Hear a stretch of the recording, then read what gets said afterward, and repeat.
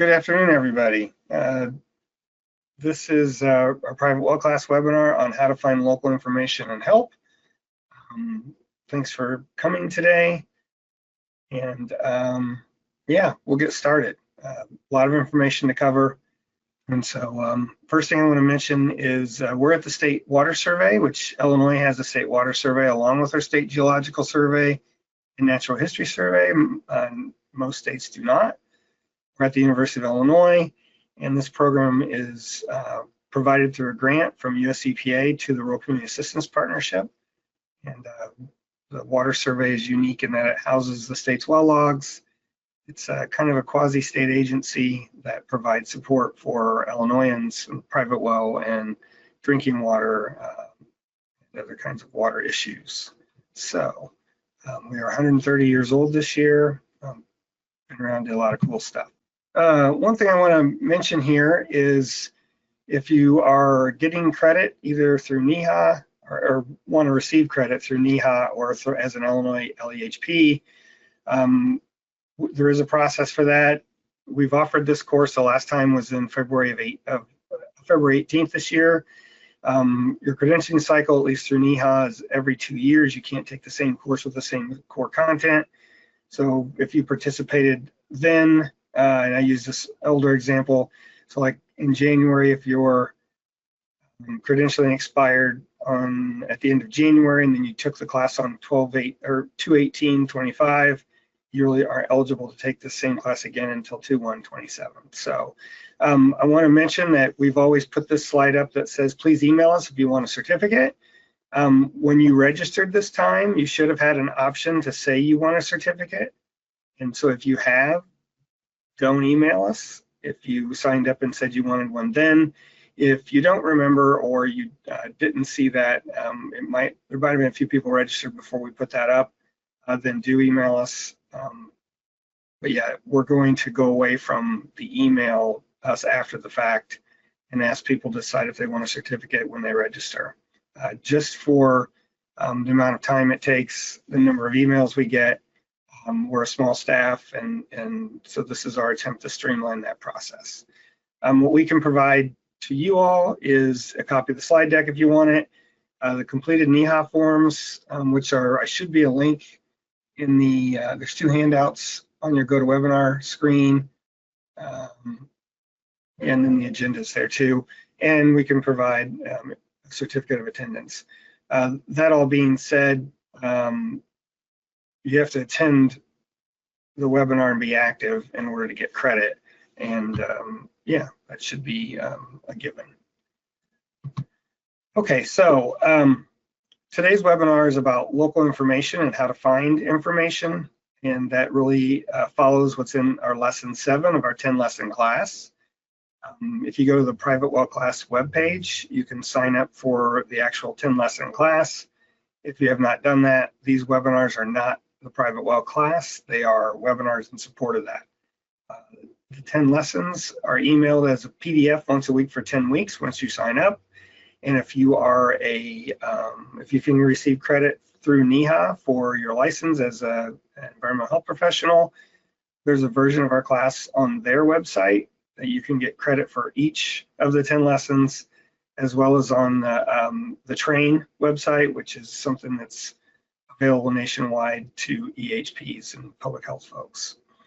You were allowed to ask questions at the beginning of the webinar today, or when you signed up.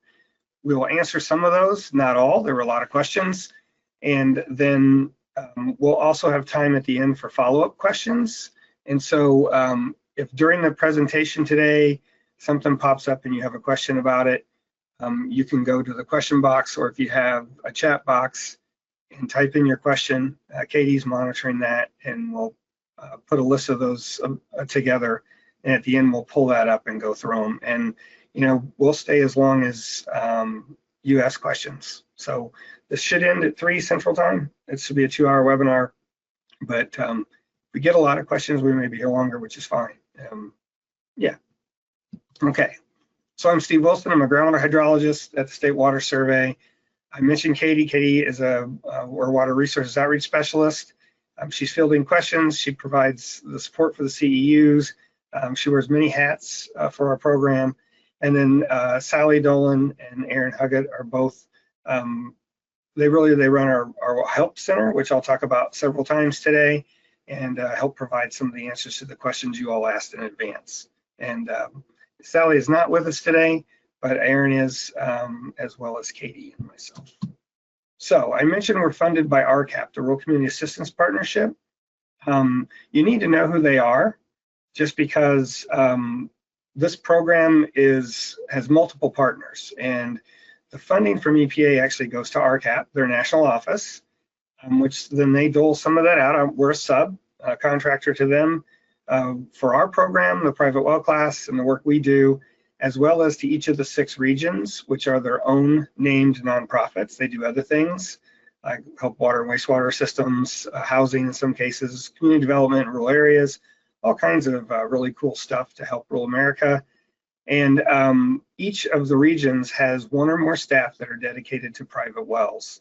And so we've developed tools over the years, like our assessment tool, that they will go to someone's house and evaluate their well and their water system at their request. Usually provide a free water sample for inorganics and metals and maybe a few other things, and it's all free. And so it's a service to help a well owner who doesn't understand, why they shouldn't have a Folgers can on top of their well instead of a proper well cap, or that having a bunch of boards over an old dug well isn't going to protect you from coliform problems and all that sort of stuff. It's a really great program in that respect, and it's ran through the regions. And so like in Illinois, where we're at, if someone calls us and they really need somebody to go on site, we ask RCAP, the Great Lakes RCAP folks, to go out and do an assessment. And so we have some states that maybe don't have a large staff or very many people dedicated to private wells. The public health departments will ask the regions to go out and do an assessment for them because they don't have the staff to actually go out and look at a problematic well and that sort of thing. So they can also help if you're an environmental health professional or you work at a local health district or county health department, and you want to put on a workshop for your well owners in your area, your local jurisdiction, we can get you in touch with the right RCAP regional person, and they will provide support for that. They can bring in speakers, they can help advertise, they can even develop the program for you. And everyone can show up at 7 at night at the library or some extension office and have 2 hours about private wells or even just to ask questions. Yeah, we work with them closely. We provide leads to them a lot. Like when I bring up the assessment tool I just did, I'll show you a little more about that in a second. If someone wants to have a well assessment done, you can email us and we will get you the right person, or you can look at one of the regions here's website. Again, like we're in Illinois, so we're part of Great Lakes, but if you're in Nevada, you're part of RCAC. If you're in Texas, I know there's a Texas question this month. It's Communities Unlimited. So understanding who to contact is a big issue, and how to get help locally. This really fits in with how we've developed this program. This was all developed working with us at the State Water Survey, and so we developed an assessment tool for RCAP, and it's really been done well. There's over 4,000 people have had well assessments done, and majority of those have gotten a free water sample as well. So this is the assessment tool. This is just one section of it. It's a fillable PDF. You really have to have some wherewithal to fill it out. A typical well owner probably isn't going to be able to. That's why RCAP has experts, and we do these too. Not that often anymore, but it really goes through this. This is sections 10, 11, and 12. But it walks through everything that might be of some kind of interest or have some kind of effect on your drinking water and your well integrity. So it's really a worthwhile thing to do. And it also gives us a chance, and RCAP a chance, to talk to a well owner one-on-one about why they should test every year for coliform and nitrate, and why they need to be concerned that they don't have a sanitary well cap on their well, or your well's in a floodplain, so if it ever floods, you need to be aware of when that happens. It can cause cause things to get in your well, bacteria among other things. So it's a really useful tool, and again, because of EPA's funding, we're able to offer that for free. It's like if you're a health department that does sanitary surveys for your small utilities and know what those are. It's like it's really an assessment of the vulnerability or deficiencies in a public water supply. It's like a sanitary survey for a private well, except this is voluntary and it's not shared, and there's no legal requirements. It's all done at the homeowner's request. We only share the information with the homeowner, but it's also a chance to educate well owners about their individual situation and their well. I've been to literally thousands of wells in my career, and everyone has something different. I mean, I would never fill out two assessments that have identical information. It's just there's always a difference in pipes, a difference in treatment, a difference in well design, you name it. There's always something different. Every well is fairly unique, and you see all kinds. You see from a properly constructed that meets code type of well that's in the right location on a property and all those things, to some well that's an old dug well with pieces of tin and bricks over it that has snakes living in it. People have sent us pictures of those. They really exist, and that's just not an ideal situation. It also allows us to provide best practices on what a well owner should do and can do to encourage to protect their system. And then it also gives us a chance to talk to well owners about things like, there's a few specific areas where your county health department or local health district may have some jurisdiction over your well, but in 99% of the country, they are there to support you. They don't have any legal way to stop you from using your well. Well, a lot of people fear going to their health department because they think they're going to tell them they can't drink their water. Like in Illinois, there's many times where I might encourage people to either add treatment or disinfect or whatever because their water is not safe, but in the end it's on them. If they choose to continue to drink it, I or our county health departments have no jurisdiction in order to stop them from doing that. And so it becomes an education and outreach effort at that point. I've seen some pretty bad situations. The one that comes to mind is a home with 7 kids that had arsenic at 150 parts per billion. And they're like, my dad lived here, we've always drank it, blah, blah, blah, blah. The standard for a public water supply is 10 parts per billion. So they're drinking 15 times what's considered safe for the public. And that's what they choose to keep doing. So again, we can give them all the information. We can make it clear why it's a problem. But in the end, the well owner is usually on their own to make those decisions. I didn't update this slide. I meant to. It should be over 4,000 now. We've also held a lot of workshops with RCAP staff and with professionals around the country on using the assessment tool. We're going to have one of those in early December, and it's a good way for a local health district or an extension or some other group that's interested in doing more in their area to work with private well owners. It's a good partnership to have, is finding out who your RCAP person is and developing a relationship with them. There's a lot of state environmental health associations who have us in Illinois, or in other states have an RCAP person come and give presentations at their annual meeting or their Southern or Northern Conference or some of those things. And they're a good resource for all of us. So the water survey I mentioned is 130 years old. It was formed in 1895 through a law developed by the state legislature to look at water quality in Illinois. Cholera and typhoid were a problem back in those days, and so that's what really started looking for sanitary and public health reform and all those sorts of standards. And so the water survey started at our chemistry lab at the University of Illinois initially, at the bequest, if you will, of the state legislature. So today we're more, we do applied research, we do a lot of support, we collect a lot of data, especially in Illinois. We have monitoring wells and other things all over the state, which you'll see today, and which I helped put a lot of those in.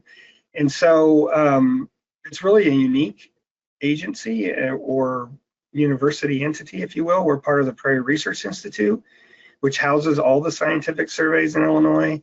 which is the Water Survey, Geological Survey, Natural History Survey, Archaeological Survey, and the Illinois Sustainable Technology Center. And together they make up PRI, and we really are the research arm of the state, as well as then do work outside of Illinois or for communities, local counties, you name it, related to water quality, and public health protection. So the couple examples, this is from our files. Pana, Illinois is a town now of about 1,400 people, I believe, but back in 1916, they had a typhoid outbreak. And so the Water Survey went down and investigated all the cases, tried to figure out what was going on. It turned out that only half the town was sewered, and they had a water treatment system they just installed in 1913 that they weren't using because the mayor felt it was too expensive to run. And so, it could have been either of those things that led to all of this happening. But what in the end, it ended up being that right in the middle, you can see those arrows. There's a Pana ice cream company. Well, they also sold milk. And in those days, everyone went to the Pana ice cream company. They used the same bucket, dipped out of the same large tank of milk, and it got contaminated with typhoid, and they ended up with 30-some cases. So, that's the situation we were in a little over 100 years ago versus today. This is in New Athens, Illinois, a young man helping one of our chemists doing some field sampling. And that's, think about today, if you've gone out and done any sampling in the equipment you have, it's not necessarily less equipment, but you're sure not bringing all those bottles and reagents and everything else to do everything right in the field, or a microscope out in the field.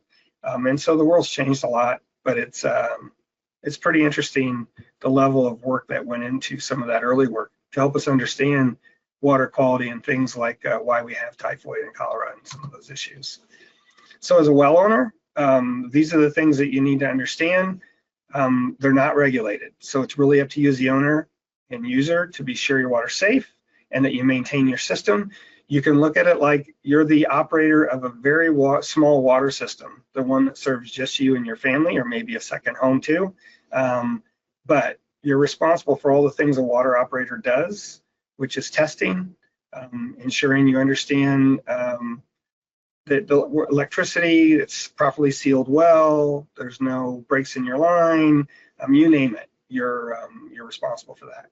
And the other thing to remember is you can't go by what you smell, taste, or see. Arsenic is the example. I've done a lot of arsenic research looking at arsenic in groundwater. It's colorless, odorless, and tasteless. Only way you can detect it and know you have it is to sample. And we have several aquifers in Illinois, and there's many aquifers around the country where it's just a natural constituent in the groundwater. And you have to test for it if it's in that area. There's certainly places where it isn't, and the way to understand that is to ask. But I grew up on an old dug well that was never safe, and now I live in town. This says 60 to 90, and I updated that a few years ago from like 40 to 60.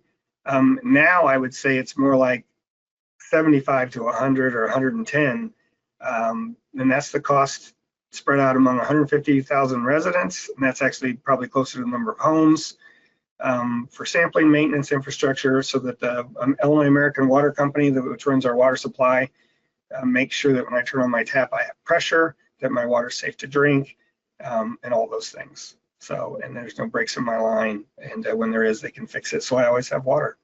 And all of that, again, is your responsibility as a well owner. The other things we want you to really understand is that to understand your well, you have to have information, and that means you need to find your well log if you can, so you know things about where your water's coming from. The depth, the pump setting, if it has a screen, and the amount of casing. Should add that here. You can have a 600-foot well that only has 30 feet of casing if it's an older well, and everything below 30 feet is open to exposure from the ground. That's not a lot of protection versus a 200-foot sand and gravel well that's a solid pipe down to 195 with a 5-foot screen. Now water can only get in that well at 195 feet. It makes a big difference. And so understanding well depth doesn't necessarily mean safer, depending on the geology and the situation. Those sorts of things. Do you have naturally occurring contaminants, or are there water quality issues near your water source? if you live next to a gas station where there's underground tanks holding gas all the time, or near whatever, even a feedlot. If you're in a rural area, if there's a cattle feedlot, 50 feet from your well, and you have an old shallow bored well or dug well, it very well could be that if you have coliform E. coli problems, that it's from the feedlot. And no matter how much you disinfect your well, it's never going to stop having those issues. And it's about understanding that, as well as, areas in Illinois. You can ask us where we know there's arsenic in the groundwater, and that would tell you at least you should test for it versus, what's not going on. And those resources are available in most states because of state agencies or the USGS who've done testing and looked at some of those things. The other thing you should get out of our 10-lesson class when you take it is it helps you understand enough about your well that you learn to ask the right or better questions and where those local sources of information are, which is what we're going to talk about today, as well as why you need to sample your well. That's really, the take-home message is your well may be perfectly designed and completely safe as far as from surface infiltration because it's properly constructed. But if you have naturally occurring arsenic or uranium or radium or you name it, there's a lot of naturally occurring things that can happen. So yeah, what we're going to discuss today are some of those things I just mentioned. Well logs, related well information that might be available to water quality of an aquifer, financial help, and a little bit about that and sampling your well. And so we're just going to get right to that. There's a lot to cover today.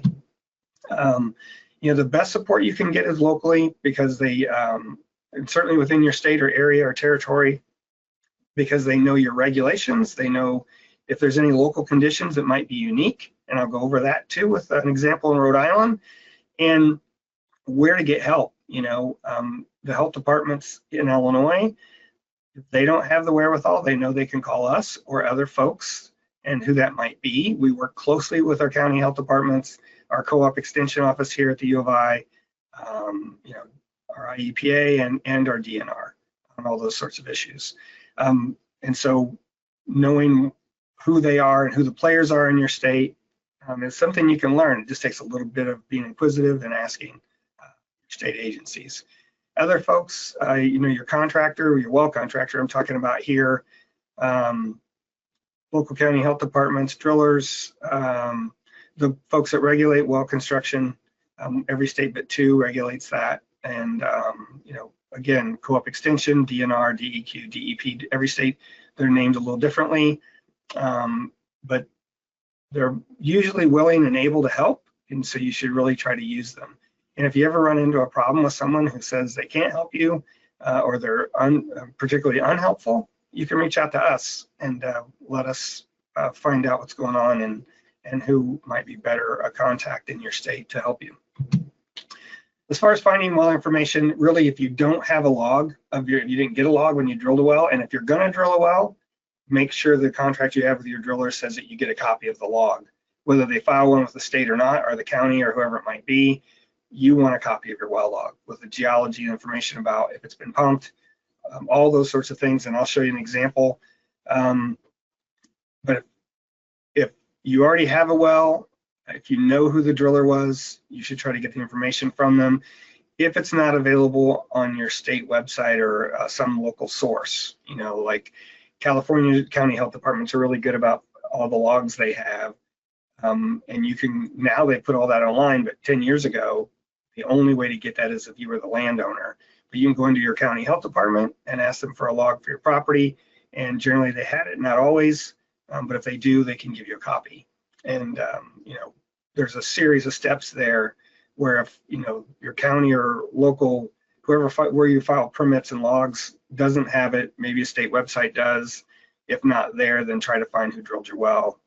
And, in some cases, you're just not going to find the log that easily, but you need to try because it's got a lot of valuable information on it. We've run into cases where a driller won't share the log. That's really unfortunate. And sometimes there's nothing you can do about that.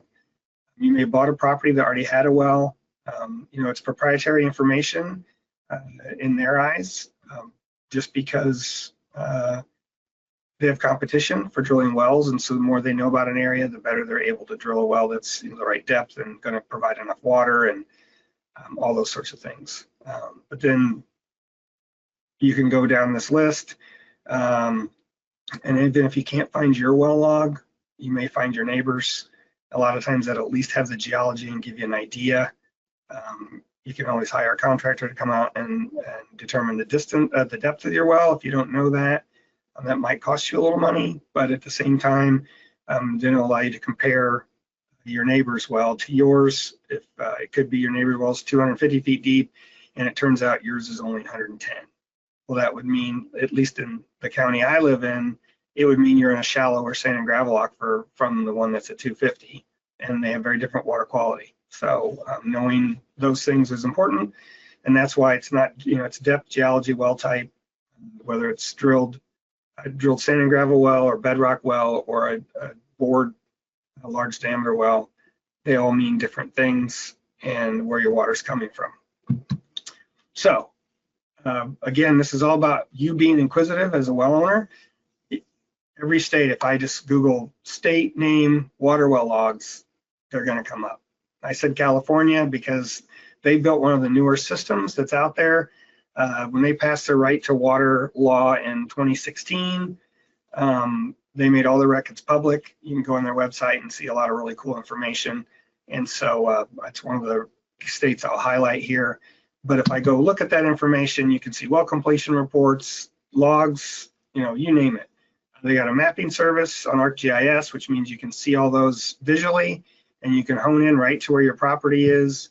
And then you can, if I go to that feature service and then click on it, you can look at all the, if you're into that, for most people, this isn't worth your time or understanding, but this gives you all the information about the metadata, basically, for the well completion reports, what they have, the extent they cover, the number, some other information further down below. This is just a screenshot of the top part. It goes a long way here. What's in the layers, you could just, you name it.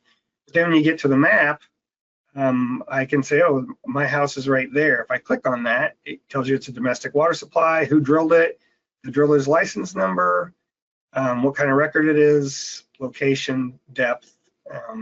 You can see the bar, the little inset, you can see the bar on the right is closer to the top. There's a lot more information on that. You can scroll down through about the well. You can also find it by searching in this case, I had the WCR number, and there's 900,000 records in there. And so knowing that from that, looking on a map, I was able to put that number in and come up with the exact log that I wanted. They did have it. So every state, I said, is different. California is like, the A+ version of all this. Some states have no data available online. That's changing. New York didn't require well logs to be filed until 2000, which really limits the data they have. Probably 80% or more of the well logs, the wells in New York don't have a log listed or a location in their database because of that, because any well drilled before 2000, they likely don't have a record for. But they do have a website. It's and this is from a year or two ago, but you can still find logs. I was out there, boy, that's probably been 8 or 10 years ago now, working with Indian Health Service at a few tribal lands where they had some water quality problems with their shallow wells.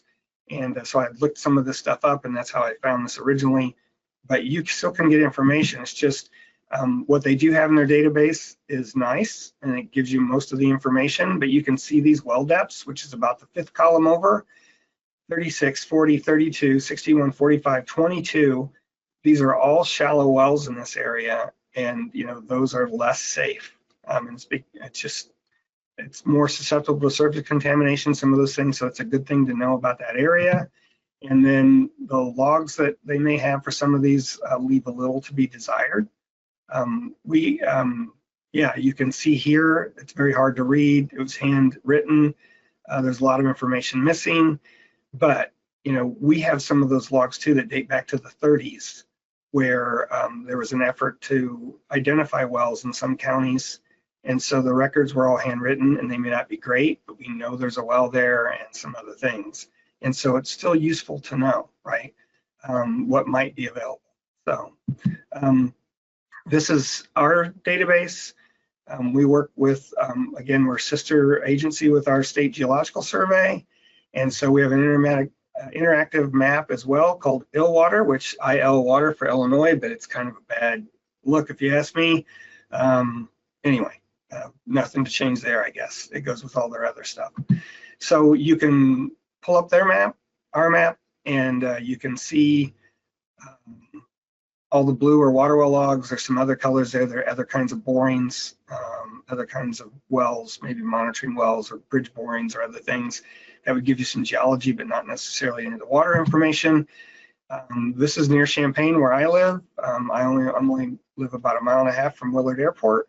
And here's a log.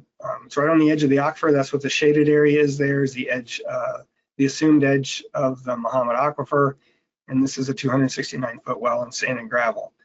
Now that's just a little bit of information.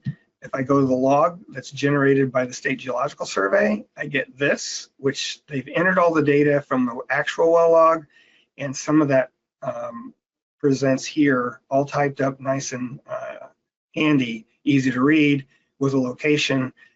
It isn't the original log though, and there's a, the GeoSurvey's needs are different from the water survey's needs related to wells and well water.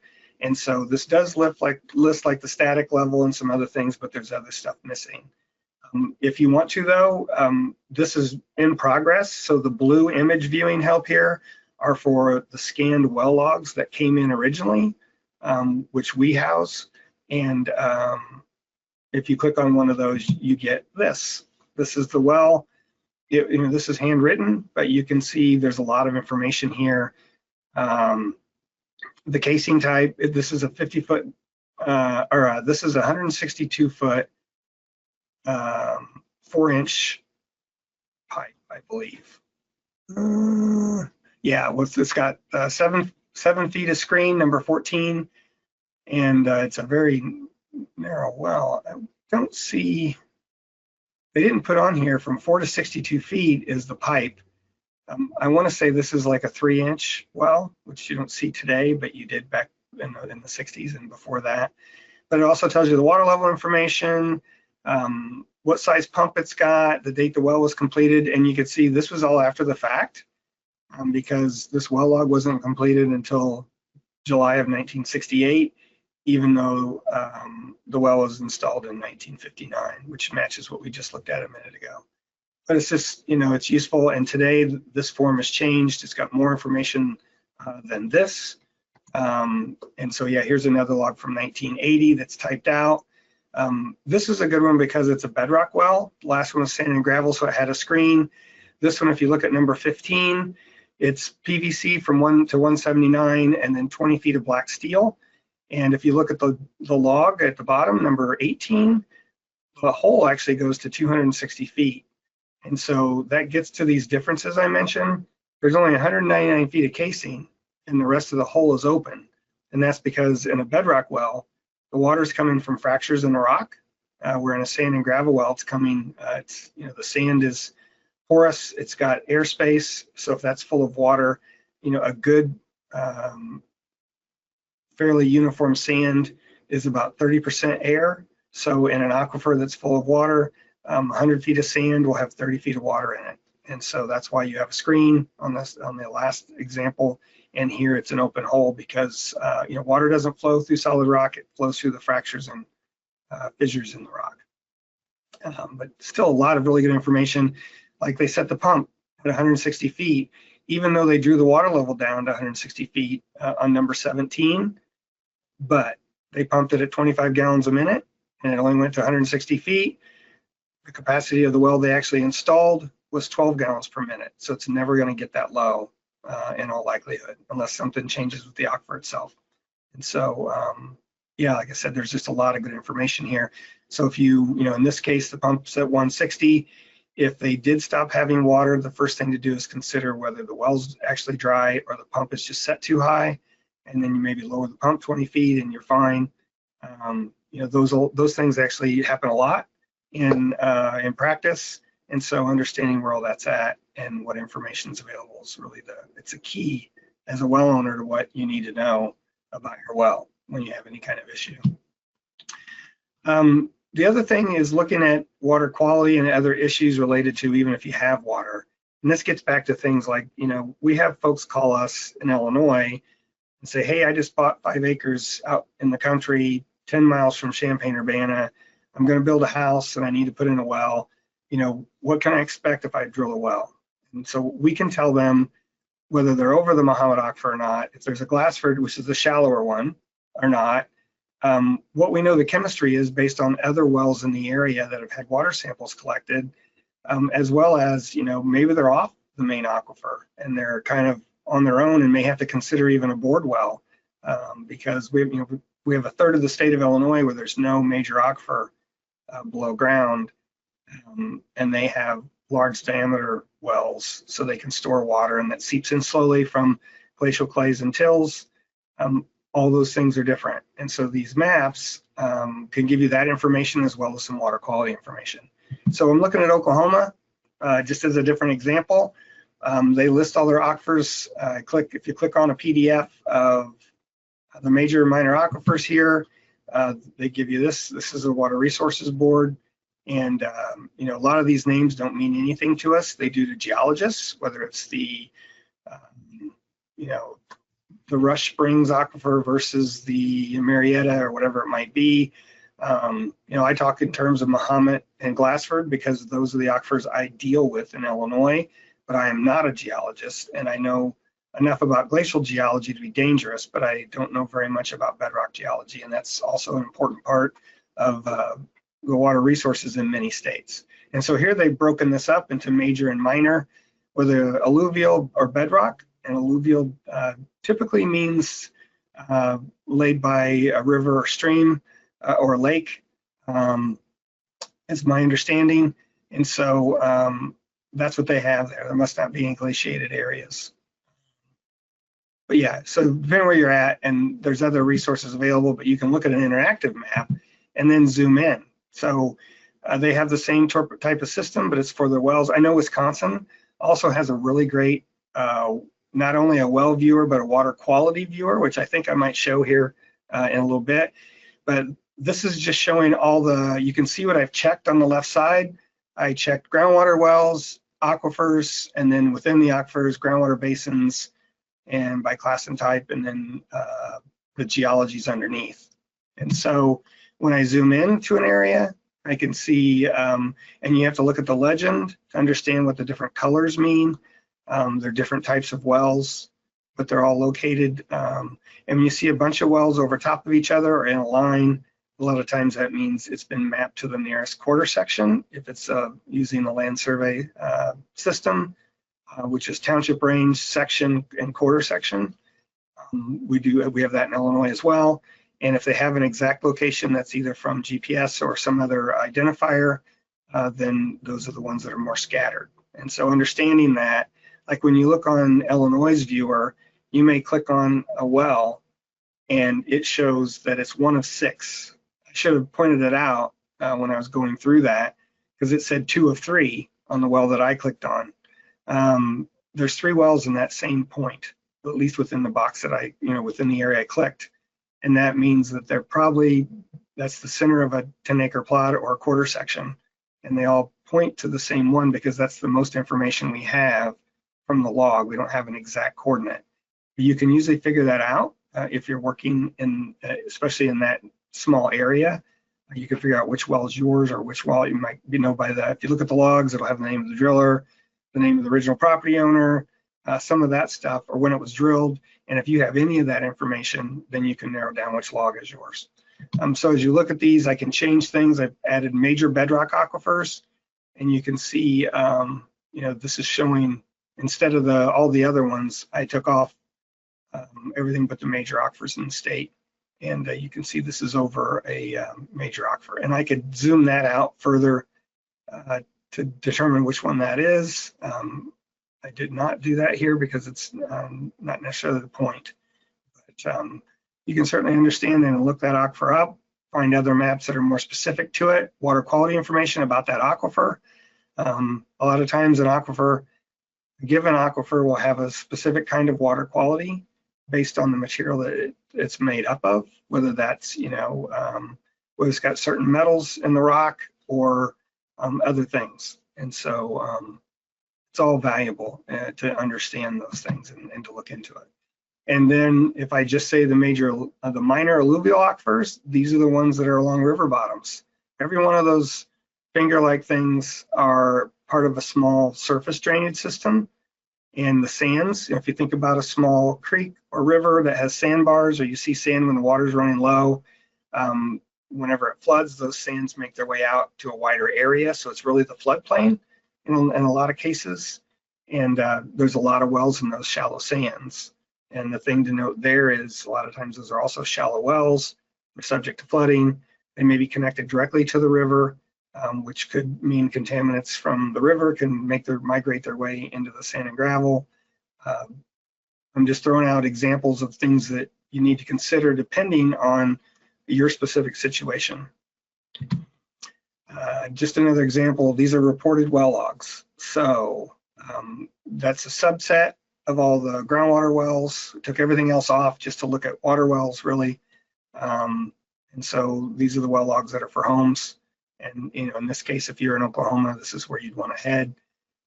Again, it's very likely, probably 50-50 at most, on the good side, that you would have a well log for your well. Many were installed, especially in rural areas, prior to states requiring logs. And so I know in Illinois, we started requiring logs be filed in 1968, I believe. Excuse me, I needed to take a drink. And we still, in most places, have 50% or less of the logs that we know there's wells there, which, that's just the nature of how the legal system and when the rules changed and, when drillers started to be licensed and when well logs and permits were required. The well I grew up on was hand dug by my grandpa in 1933. It's 14 foot deep. There is no record of it here. Those things just didn't happen back then.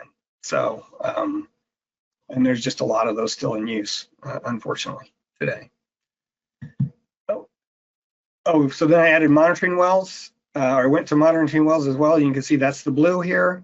So these are here for a reason. They're either along a highway or along a pipeline. It's a fairly big area there, I think. Yeah, that's 2 miles per inch, it looks like. And so like the horizontal blue dots there cover close to 4 miles. And so there's something running along that that they're monitoring, maybe a gas pipeline, or oil pipeline or whatever. Or it could be along a highway and it's the state monitoring things as well. It's again, good to know if you're right next to a monitoring well somewhere. We have some that are not like associated with a particular infrastructure thing, like a highway or a railroad or whatever, but all that information might be online. And so you can look at water levels or possibly water quality, if there's ever been a water quality sample taken, and you can see what that is. So again, this is like the other one. This is one of 6. So there's 6 wells at this location. It's in Comanche County. It's 60 foot deep. They hit water at 19. It's 2 gallons a minute. Since I've highlighted, I'm not sure what color it really is. I'm guessing that may be a blue monitoring well. Versus a well in another location that's 1,200 feet deep. So it's in a deep bedrock aquifer, and it pumps 75 gallons a minute. So, and you rarely see, at least in most areas, you don't see a private drinking water well that's 1,200 foot deep. That'd be pretty unique because it's so expensive. But there are cases where that's going to be the case because that's the only water source available. Again, so I'm just showing you where I'm going next. All reported well logs. So you can do a record search. There's just a lot of ways to use this information. And like I said, Illinois has this, California has this, Oklahoma, obviously, Wisconsin has a water well viewer. There's other states that do. I haven't kept up in the last few years on those advancements, but they're getting better and better and have more information. And it's really a great service for those of us that work with well owners or for the well owners themselves. So I can put in information with this example to look for water well records. And if I want them with water levels even, so some will have, especially monitoring wells, will have water level information. And so this tells me the well ID, what kind of well it is. There's irrigation, domestic, an observation well, which is a monitoring well, or even a public water supply there. And so, yeah, and it's public information. So you know who the owner is. Same in Illinois. It's public information. Anyone can come to our office and search through our well records, which are sorted by county and legal location, and find any well log that has been filed. And that's really the way it should be. In this particular case, this well was measured over the course once a year for 4 years. And then it probably wasn't measured anymore, to be honest. But the well depth is only 11 feet, 11 to 12 feet here. But you can, if you're in an area and you have the geologic information for this well, in addition, you have better information about what you can expect, how much pipe you're going to need for a pump. Can I use a submersible pump, or can I use a jet pump or a suction pump, and which doesn't have to go in the well? All that makes a difference. I just showed this. I added this to the slide deck because we install wells around the state for different projects. Maybe a county has asked us to put some in. This was with state dollars from DNR. So we put in a monitoring well. We've added telemetry and a pressure transducer, which a pressure transducer just measures the pressure of water above the actual transducer, and you convert that to feet of water, and it can tell you what the water levels are. And so this particular well, which is near Rantoul, we've been measuring the water levels, and this isn't the whole period of record. Down at the bottom, you can see it goes back to 2013 probably. Before we put any pressure transducer in it or anything, we were measuring the diamonds or triangles are hand measurements, and then we added a transducer, it looks like in early 2019, and now we have basically continuous data. I think it gives us a reading either every hour, every 4 hours, but you can see what the water level was an hour before.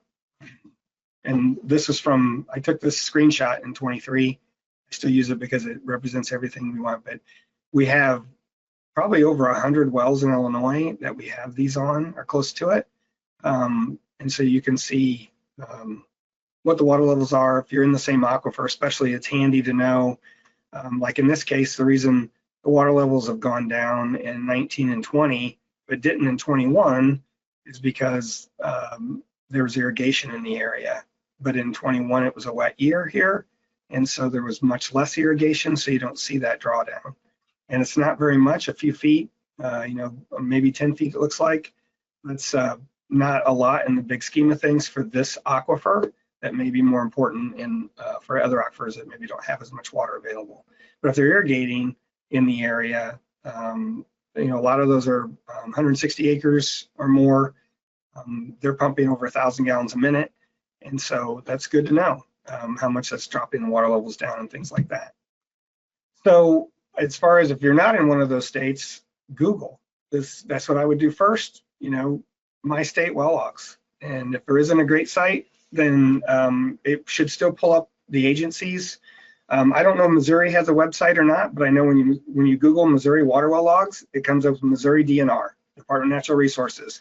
They are the state agency in Missouri that regulates well construction and drillers, as well as community and water supplies. And so they have a fair amount of wherewithal. And if you contact them directly, they can probably help you. And so, and that's what I suggest. I know I hear all the time from my teenage daughter that they don't ever want to call anybody. That is just, for some reason today, that's taboo. Well, I tell her she has to get over it, because if you really want to learn things, sometimes you're not going to find it on the web. And if you're willing to have those conversations or email folks and find out the right people to talk to, they're more than happy to help you, either tell you if they can find a log, if there's any nearby wells that might have that geology and other things, or if there's any water quality information available for the aquifer well might be in. And like I said here at the last tab, this is part of my job in Illinois. I work for the state basically. I'm paid by the state.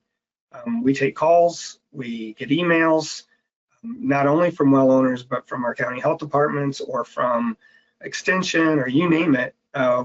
If they can't figure something out, they'll contact us. A lot of times they can figure it out on their own.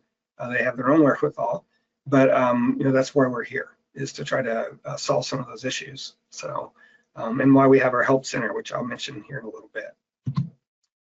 As far as what to test for, it's a very local thing in the end. Every situation is different. As I've said several times, you need to know the formation your water is coming from, the geologic formation, if there's any known contaminants, how deep your well is, what type of well you have. All those things matter on what you should be worried about. If you have a properly constructed and sealed well that's, you got 300 feet of casing and it's 350 feet deep, and it's mounded around the well cap, around the wellhead, and there's nothing nearby that could cause any kind of contamination, you need to be much less worried than if it's an old dug well and you're spraying, your garden's 10 feet away and there's livestock 50 feet away.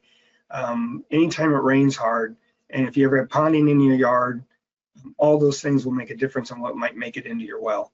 And so what you test for is not just there's a standard list, and we'll provide kind of a basic list, but it's not necessarily everything. And what we recommend covers a lot of those situations. But the other message is we recommend you sample every year for coliform bacteria and nitrate. And that's not because coliform is harmful, because it's not. It's E. coli that's harmful, or fecal coliform. And nitrate's harmful. It's harmful. It's regulated for blue baby syndrome, because when babies are born, their stomachs aren't acidic enough to break down nitrate, or to break it down the way it should be. It forms nitrate or nitrite that can get in your bloodstream, and it basically takes the place of oxygen. That's why babies turn blue if they are drinking water with high nitrate. So for adults, there's a mixed bag out there. Some say it causes health issues. Some, there hasn't been enough direct evidence that EPA has decided to regulate it in that case, mainly because it's already being regulated for babies and pregnant women.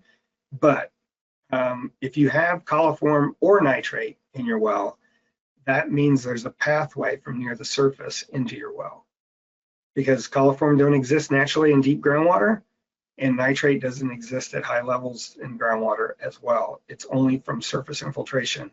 So in a state like Illinois, we start to see elevated nitrate levels, maybe not over the health standard for a public water supply, which is 10 parts per million, but we may see it above 3, which is considered background in a lot of areas, just because we have, millions of acres of corn and soybeans, or especially corn, I guess. You're not putting nitrate on soybeans necessarily.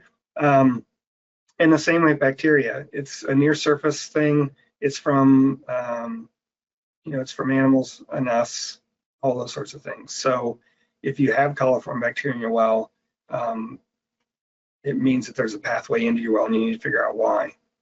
And that's the kind of the message there. So some other examples, out east in Massachusetts, mostly bedrock aquifers.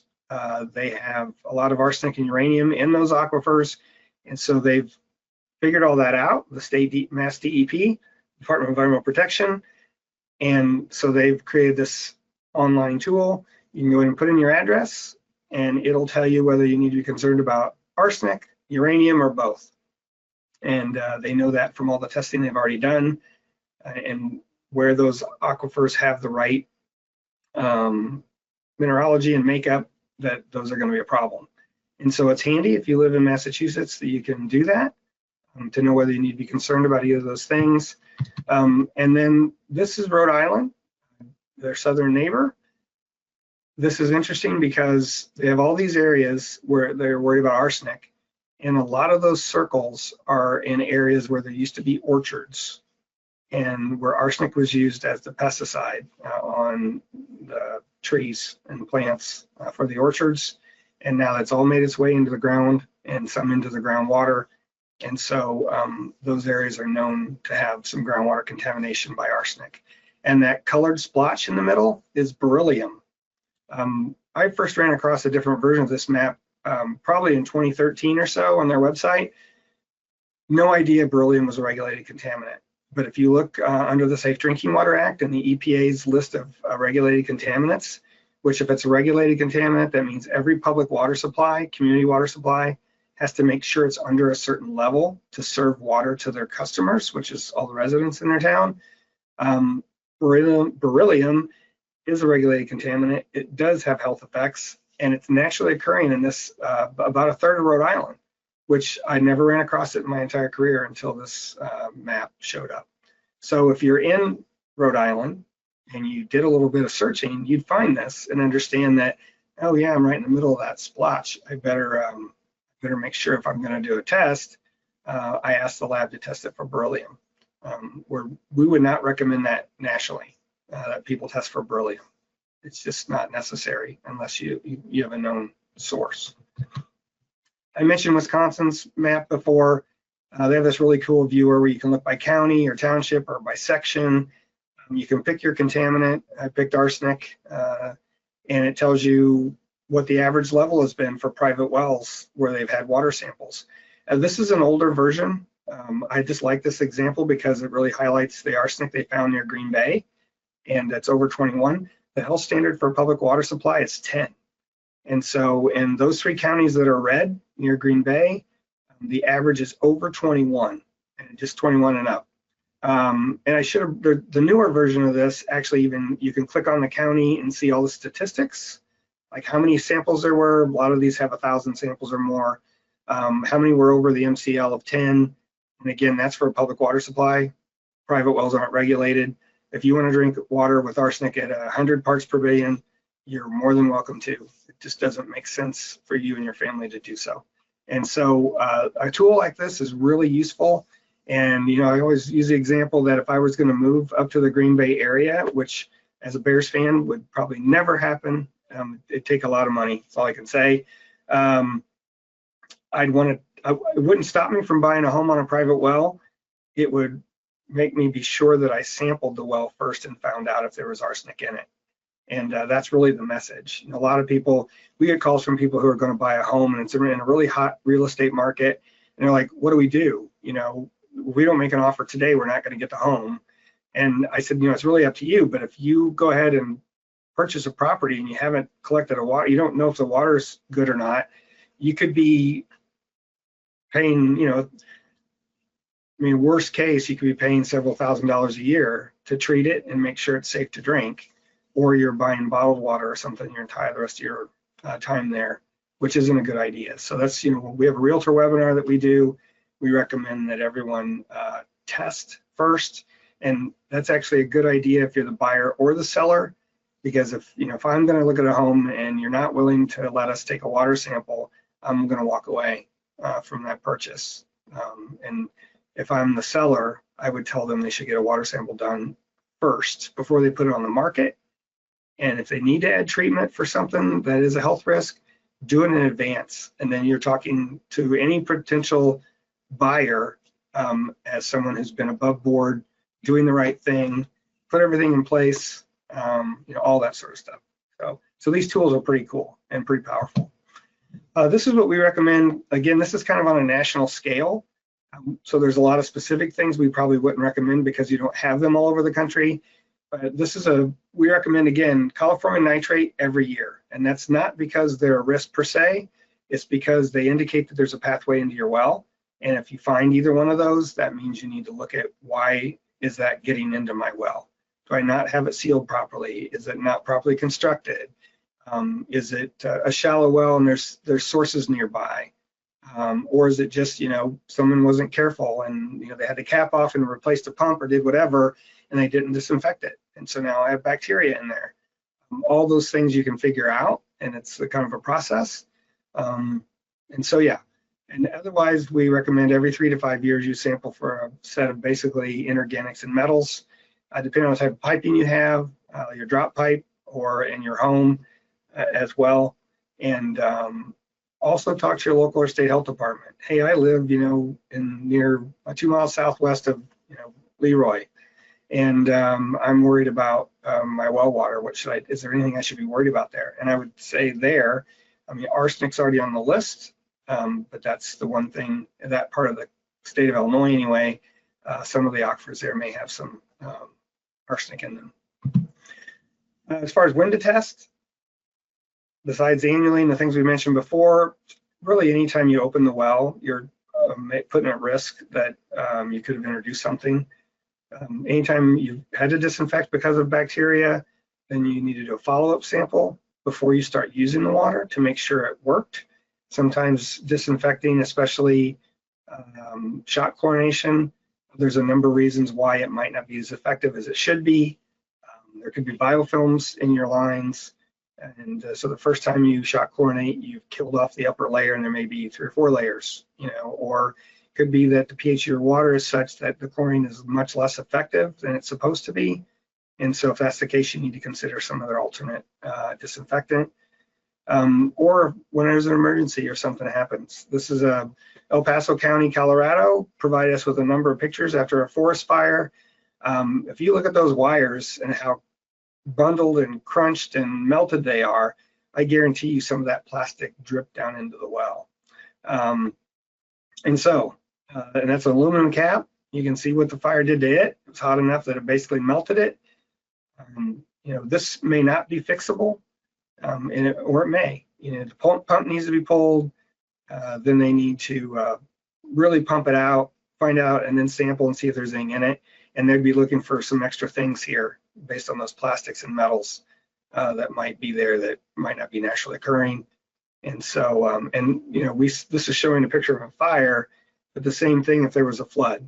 Most of these caps, even if it's a sanitary well cap, the biggest issue we find is that once you have a sanitary well cap, it's there and you leave it. Well, if you're in a cold climate like Illinois and it's got a gasket, that's a rubber gasket, what happens to your rubber gaskets after 3 or 4 years of going through winters and summers? It becomes brittle. It isn't elastic at all. When you open up a well like that, usually you find that only half of the gasket's still actually there, so it's not watertight. And so the thing to assume is that if water overtops your well, that water got in your well. It'd have to be pretty new, and everything would have to be, all the bolts would have to be secure, just like they're supposed to be. I would say that happens much less than average in practice. So those things mean you need to make sure that you're not having to introduce something to your well. As far as getting it analyzed, states accredit labs for public water supplies. So like in Illinois, you might consider the Illinois EPA, the list they have. And some states actually have programs to help for private well sampling. Iowa's grants program, they provide money to their counties to subsidize sampling. I wish every state had a program like that, but kudos to their state legislature for doing that. But in the end, when you find a lab, ask questions. They should be able to give you detailed instructions, how to collect and preserve the sample. Most of the time they send an ice pack with it.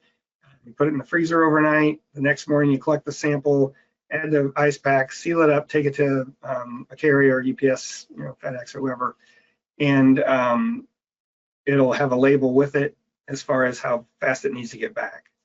Some things are time sensitive. I believe for bacteria samples, it's usually 48 hours. It depends on the state and what the rules are.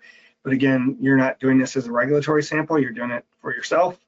And so, but ask questions until you're satisfied that the lab knows what they're doing. I would only use a lab that's accredited, as I mentioned earlier, through NELAP, which is the national accreditation thing that all labs doing compliance sampling for a community water supply have to be. And then, and if you can't find that stuff, find a different lab. And we tell that to labs. We work with APHL, the Association of Public Health Labs. We've done webinars just for them, where it's like, if you can't answer these questions for a well owner, then we would tell them to go to another lab, period. Because if you don't have the wherewithal to help a well owner, because we had people email us and say, hey, I went to this lab, I asked them these questions. They're like, you have to tell us what you want to sample for. We're not going to tell you. You want a lab that has people that understand some of those things. And you also have to do your homework, find out from your health department or others what might be a concern, and so you can guide that. Or these days, labs a lot of times will have different tests. Like they may have a basic and extended and a premier or whatever well water test, but those prices go up significantly, and especially for the one that's really high end, a lot of times that are things like organics, oil-based or pesticides or whatever, that if you have a well-constructed well and you're not in an area where that's going to be predominantly a problem, it doesn't make sense to spend the money to do that. As far as I mentioned, certified labs, EPA certified labs, I Googled, that's all I Googled, EPA certified labs, and you get all this great information.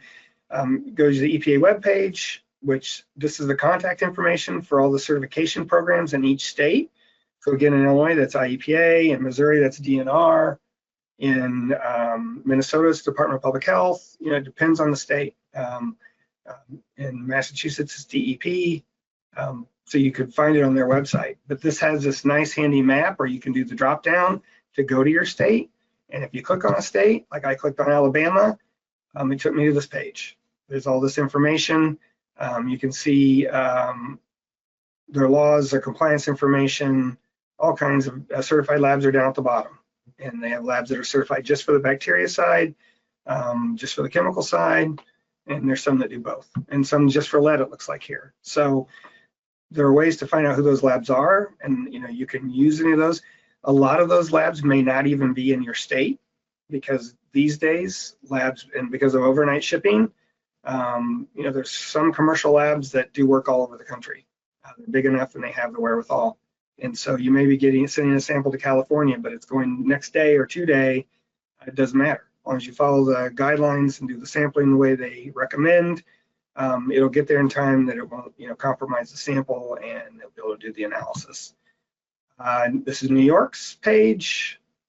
You can search for labs that way. South Dakota, Oregon. I just picked some random states. And the EPA website isn't always up to date. So if you click on a lab on that map or a state on that map, and then it doesn't take you to a page or say this page is out of date, or you get a 404 or whatever it might be, you can find it another way, right? You can just say certified labs in Oregon, and it'll probably come up, or Oregon certified water testing labs. Just be inquisitive. For instance, when I did this, this was earlier this year, the Virginia one, it's not that the Virginia doesn't have this on their website, it's that the EPA didn't have the right link. And so that's an old link. I made folks aware of that. I did not check to see if that had been updated or not, but you can talk to Virginia Department of Health, and those folks will know where to get to on the Virginia Department of Environmental or General Services to get that information. And it may just be that this is a generic page that it goes to when you search for Virginia Department of Health, but that's who that would be. Yeah, and I guess I did go find it. I forgot about that. So it is available. You just, EPA had the wrong link in that case. So we work with a company called TapScore. MyTapScore is their website. We don't promote companies. We're not in this to, we get, all those things said. What we found is they actually are a middleman. They do all the legwork for someone wanting a water test. So they work with about 200 labs across the country. And because the labs don't have to do anything but the analysis, and Simple Labs, which run TapScore, do all of the other stuff. They work with the homeowner, they ship out the bottles, they provide the kits, they do the follow-up if a well owner has a question. They're able to subsidize the amount it costs to do a water test. And so this was a startup out of University of California, Berkeley, a number of years ago. What it's done is it's created a cheaper option, in all honesty, for most labs, if you're working with a lab in person. And so we've started working with them. They provide us a couple free water tests for our Pledge to Test campaign, which every year we ask people to sign up on our private well class website to pledge to test their well. And if you pledge to test it, we'll draw out one name out of that list, and or one or two, it depends, and then we'll pay for your water test. But the idea is you've pledged to test, whether you win the free test or not, you'll still get your water tested. And it's always during Groundwater Awareness Week, which is a National Groundwater Association thing that's 20-some years old now. It's in March, I think usually the second week of March. And so I mentioned these folks here because we've started working with them. And again, you can get a water test. It's likely cheaper than you're going to get at a lab that has to do all the other stuff that a lab's not necessarily in business to do. Is the bottom line. And if anybody has a problem with that, I'm glad to discuss it with you, because it bothers me more than anyone else, I think. I don't want to support a for-profit company. That's not what we do. We offer everything for free. But in this case, we really feel like MyTapScore or Simple Labs is actually providing a good service because they're using a lab. Like if I ordered a kit, it'd go to a lab in Illinois or Iowa probably. I don't know exactly which lab, but it'd be a certified lab, and they provide everything you need. And so it really makes it easy, which there's a lot of different barriers to why people don't test their wells. We actually researched this and have a paper on it and a bunch of information. We even do a webinar on it. This knocks down a lot of barriers for why someone wouldn't test, other than it's still not cheap, right, to do that. As far as interpreting your results, like this, MyTapScore, their service, they offer an interpretation, but there again, one place I disagree. We use the MCLs that are the levels that are allowed by law for a public water supply. My philosophy and our philosophy is that if a community water supply, and I live in town on a public water supply now, if it's okay for me to drink water at below 10 parts per billion of arsenic, that's what we should be recommending to everybody. So that's what we use. There are other lists, if you will, of levels that are considered safe. There's health goals. There's put out by American Academy of Pediatrics. There's a bunch, and some of those are much more stringent. And I disagree whenever they put out results that are using those other standards, because it can be alarming. Sometimes it's just a goal, knowing they'll never get there. Like the goal for arsenic is 0. That's pretty hard to get to if you have any arsenic in your water. You can get a lot of it out, but to get it to 0 may be a trick in some cases. So anyway, as far as interpreting results, besides wherever you got your sample done, there are some websites out there that allow you to input your results, and it'll tell you whether it meets an MCL or not, or other things. If you do find something in your well, especially if it's something alarming, it may be worth resampling to confirm.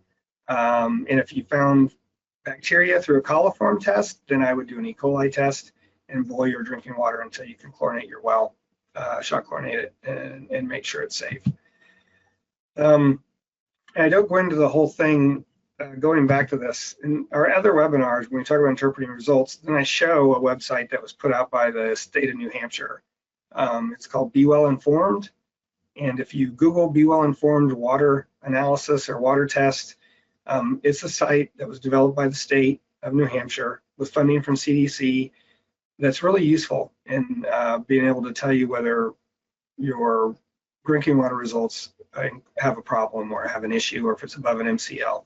And you can go to our other website or other webinars we've done in the past and take a look at those videos and find that, or you can email us and we can send you that information. As far as funding and financing, we do webinars just on this, but there's a lot of costs for being a private well owner, right? Not only drilling or replacing a well, all the components in your system, sampling, managing everything around your well. If you have an old abandoned well, it should be sealed. If your septic system isn't maintained, it can eventually become a source. Or if you have naturally occurring contaminants, you may have to add treatment. And the biggest message with treatment is you have to maintain the treatment device the way it's specified, or it can become a source of contamination. And the best example is a filter. Just even an iron filter, a 5-micron filter, if you don't replace that like you're supposed to, bacteria will grow on that. And eventually you'll be getting bacteria in your line, which could form biofilms, and now they're there. And they're really hard to get rid of. You need to maintain things and keep it like it's supposed to be. And so all those things are your responsibility. And so you do have, it's not free because you don't get a water bill. So a lot of people are like, well, I don't want a water bill. Well, if you do get a water bill, it's because the city or the community is taking care of all that, or your water company. And so it's a trade-off. And in fact, I recommend if someone has a chance to hook up to a city water supply, I recommend they do, just because it's a lot of peace of mind. It's not something you have to maintain. Growing up on an old dug well that was probably 75 yards from our house down a hill in Illinois winters where we'd have days that might be 10 below and our power might be out for 2 or 3 days. It's not better to have a private well in a lot of situations. We go days without water. We ended up with a generator, and it wasn't the fancy ones that you run every month that they have today for homes. This was basically a motor, like a large mower engine that we mounted to a frame and a 4x4 piece of plywood that we had to carry out of a building and to our light pole in order to have power in our house when our power went out. And we were in an area, a very remote part of Illinois, where like there was an ice storm in the late 70s, and we were without power for 7 days. So all those things matter when you have a private well. You know, electric pump won't run without electricity, period, right? And so it's all matters when you consider those factors. So as far as funding and financing, we do a webinar just on that, and I recommend you go. The last time we did it was in 2023. We haven't done another one because the rules haven't changed since then. USDA specifically, and let me make sure I'm not getting ahead of myself. I am. There we go. Okay. So USDA has a national program for providing funds to well owners. It's based on income, and so the way it's through the Farm Bill, which the Farm Bill was supposed to be renewed in I believe 2023, maybe 2024, and it still has not been renewed. But that legislation, when it passes, will provide hopefully a more robust program. But right now it's set at 60% of the poverty level in a local area. And what ends up happening is most people don't qualify for those funds. And so that money is not being used the way it should be. But the USDA does have a number of programs. They're the only national provider per se. There's a few smaller programs. I know the National Groundwater Association started one called Water Well Wish, and it's meant specifically for people who don't qualify for the USDA funding. And you know, it's just the National Groundwater Association. Their members are the drillers, contractors, other professionals, and companies that make equipment related to wells. And so, yeah, and it may be that your state has assistance, but all those things matter and they can be expensive, and that's something to consider. One of the things we recommend is you start a savings account, pay yourself a water bill every month. Charge yourself $40 a month, put it somewhere where you're not going to touch it. Eventually your pump's going to fail. You're going to have, you know, maybe you're pumping a little sand and don't realize it, and you're going to scour some of your pipes. There's just a lot of things that can go wrong where you hit your cap with a mower or a tractor. If you're a farmer, you have to replace your well cap. None of that stuff's free or cheap. And so it's on you. And yeah, I suggest you watch that webinar from 2023. And as soon as the Farm Bill gets passed with the new regs, it also now includes septic systems and treatment. You can actually get treatment paid for. And hopefully it won't be 60% of the local poverty level. It'll be at least 100 or 120% of that, which is what all the folks in the industry are recommending. And we just don't know what's going to happen there. So, but the webinar from 2023, if you go to our webpage and go to our webinars, you can find the funding financing webinar, and the information there is still current.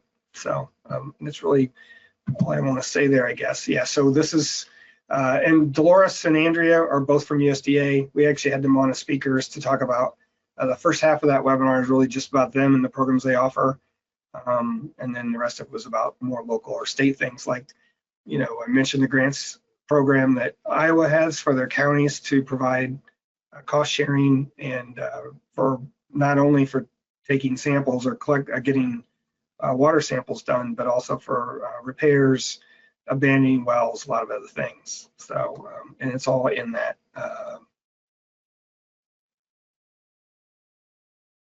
webinar video. The only other thing we mentioned is emergency situations. We talked to the Texas Well Owner Network about all their experiences. This is after recent hurricanes. You know, every few years there's a hurricane that seems to cripple, especially the Houston area. And we've seen since 2017 there was a really bad one, and there's another a couple years later. There may be support through FEMA if you have some sort of emergency situation, and that would probably be a hurricane, massive flooding, or like a forest fire.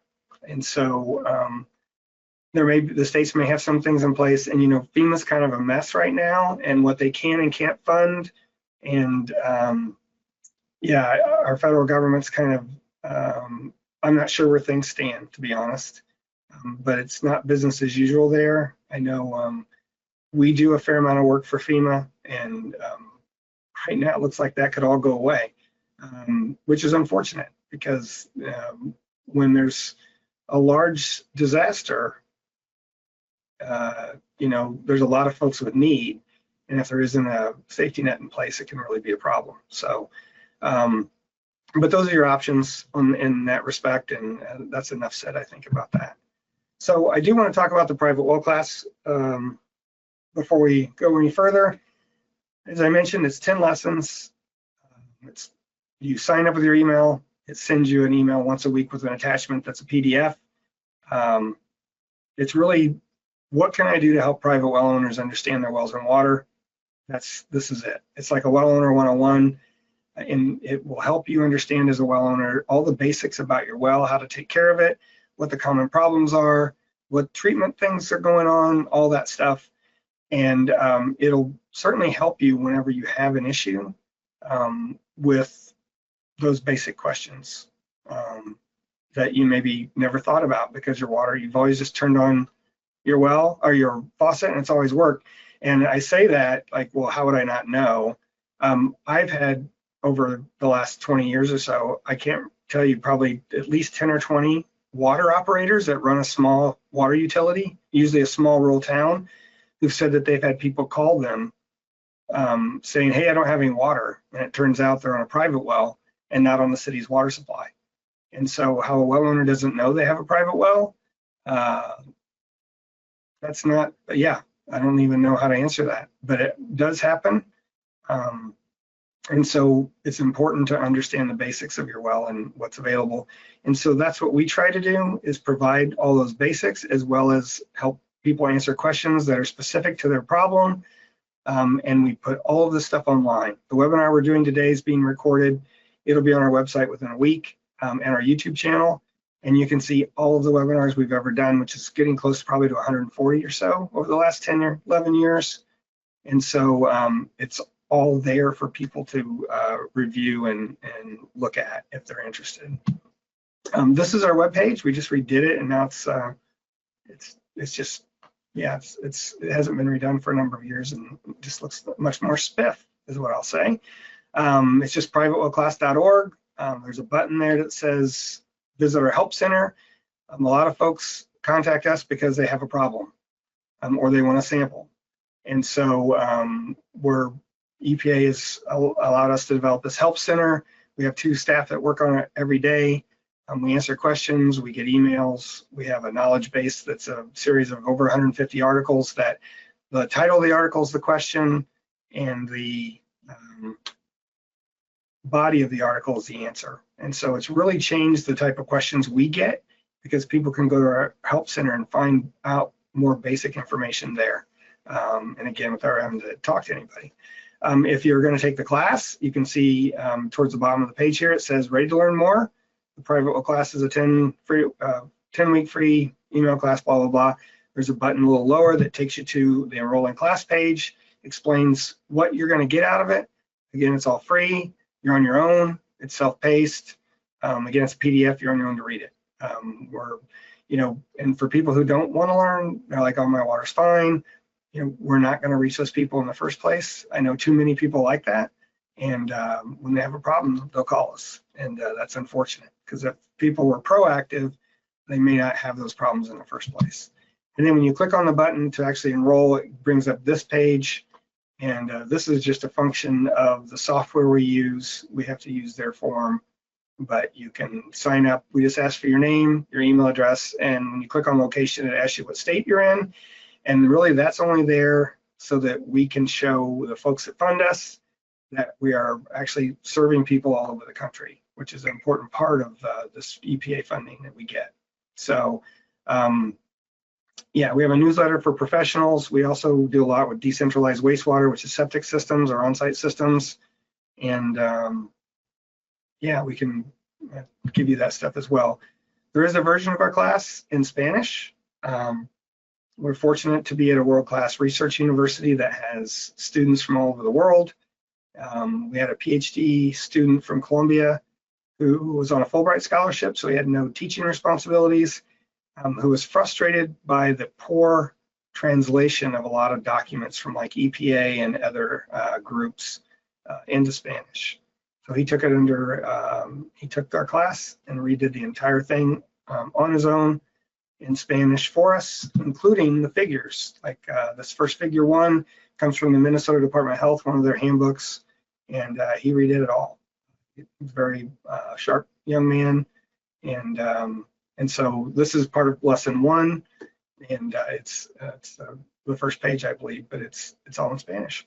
And so all 10 lessons are available that way. We also have a page that's got supplemental resources. So the idea here is for the science of groundwater, which is lesson 1, it kind of gives you the basics: porosity, permeability, aquifer basics, how water flows through the ground, hydrologic cycle. And these are documents that support that or provide additional information that are all publicly available and free. And so we link to them, and this list changes or gets added to. Some of these have 8 or 10, some have 17 or 18 for each lesson. And so, yeah, our webinars, if you click at the top of the page on free webinars, you get to this page. We've just redone all this, so you can look at the topics and see if, like the groundwater and well construction 101, we just did that, I believe, and so there won't be another one for at least 3 or 4 months, and the same with the real estate one. Some are for homeowners, some are for well users. Obviously, the ones that are for homeowners, the professionals can take those as well. We find that there's not a lot of training for environmental health professionals on private well issues, and so they end up coming to us as well. And you can scroll down that page. That's how you'd find even the webinar we did today. And some of them are we've only done a few times, or don't plan to do again. And like this water chemistry one, water chemistry doesn't really change. And then we did a special webinar with APHL and the Water Quality Association in 2020, where Eric Iggy from WQA and Sarah Wright from APHL did a lot of the talking. And so those are just available on our YouTube channel. They're not for credit if you're someone seeking credit, but they go into a lot more detail about water testing and why and types of treatment, which those groups deal with a lot. This is just further down the page, or I made them all plus signs. And so some of these are, are related programs like on-site wastewater system assessments. Yeah, and the census block thing, the 2 from the bottom, EPA has done a lot of work looking at the census, trying to figure out how many wells there are in the country. And so we asked them to present just on that topic. And so, and there should be one at the bottom. Couldn't get them all in here on PFAS, because in May we had 2 PFAS experts talk about PFAS. And you can find that through this, or you can go to our YouTube channel and look up our webinar playlist and find those things. So speaking of which, there it is. This is our webinar playlist on YouTube. The one that's got the picture there of Jackie and Jennifer, they did a large study looking at PFAS around the country with private wells, and they give us a lot of great information. They're both researchers. One's at the Research Triangle in North Carolina, and the other is the head of civil engineering at North Carolina State. Wealth of experience. They answered probably 20 or 30 questions at the end of their webinar. It was really worthwhile. And if you're concerned about that at all, that's the place to start there. And when you click on one of those, you get to this page. Like when I clicked on is my water safe to drink as a topic in one of the boxes at the top of the webinar page. And if I scroll down this page, it would list all of them we've done. which is a lot. This is one of the basic 4, I think, that we do more than once a year, because we have new well owners all the time joining, taking our class and that sort of stuff. So we redo these webinars and have since 2013. And you can see here, here's the list. We just did this in August, is the last one at the bottom. And what I'll say about this is the main topic, like through now, this part of the webinar is the same, but when we get to the questions that are coming up next, every month we get different questions from people. I try to always answer questions that either we haven't answered before or that, you know, multiple people have asked about. And so if you're really trying to learn about wells and issues and questions people have, if you go to all of those videos and just scroll, you know, an hour and a half in or so until you get to where we start answering questions, you'll find a lot of information about different topics that have been asked. Some are really obscure, some are really, you know, important. Like there's one on home water treatment today. I went ahead, I looked and I hadn't answered that for a while, so I answered it again today. We'll get to that when we get to the questions. We also have these training videos, which right now you have to go to our YouTube channel to find. They're really meant to be, they're like 4 to 6 minutes long. What is a bedrock well? What is an artesian well? How do I locate my well? You name it. What's an aquifer? Just really, it's a one specific topic thing.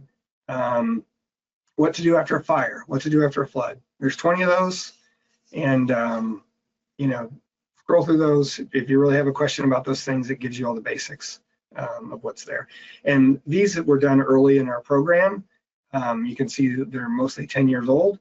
We need to redo these. It's just about finding the time and having staff to do so. And they're still accurate. I mean, it's, you know, groundwater doesn't change. Types of wells haven't changed. How contaminants get into groundwater hasn't changed. So they just have made some older graphics. We have a podcast called Tap Talk. I meant to put the URL here. The URL for this, it's separate. It's drinkingwaterpodcast.org, all one word. And so what we do is we interview experts from around the country. There's Eric Yegi, I mentioned, from Water Quality Association at the bottom there, and Dr. Jackie McDonald Gibson. She's the PFAS expert that did that May webinar for us. She's talking about environmental justice in this particular episode. Brian Swistock was with Penn State Extension, arguably the most well-learned expert on private wells I ever met, and it was a shame and a real, I utilized him a lot, but he retired in 2021, more power to him, but we miss him. So, and Dr. Wolf is the head of pediatrics at Boston Children's Hospital. Unique chance to talk about how some of the unique cases they get are related to private wells.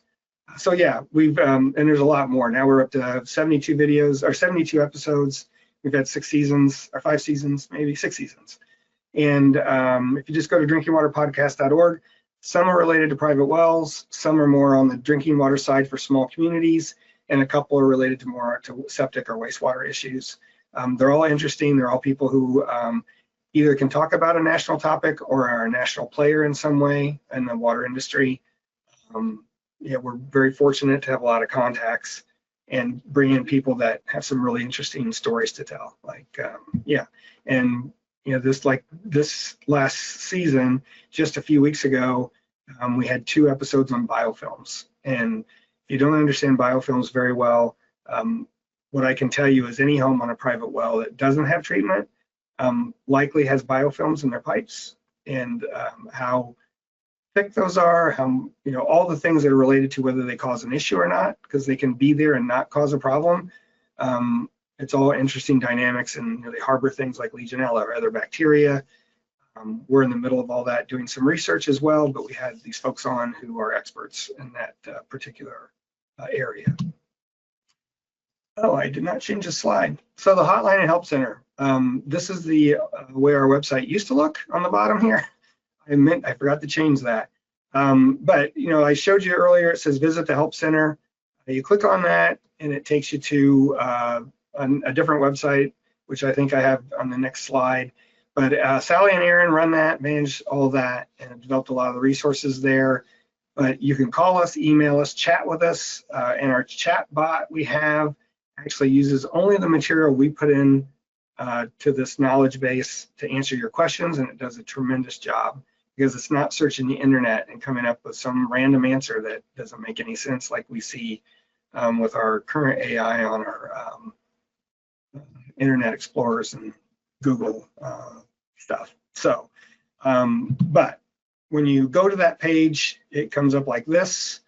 And you can search for a topic like, what do I sample for? Or you can ask the chatbot a question, or you can call us. And during regular business hours, if usually someone's here, there's a few times during the week where maybe we have a all staff meeting or something that someone might be gone, but you can leave a message.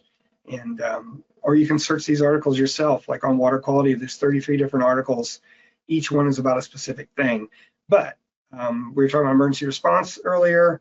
If I type in flood, just the word flood, these are all of the articles that have something to do with flood, whether it's about power outages or just about if my well's safe, if it's been overtopped.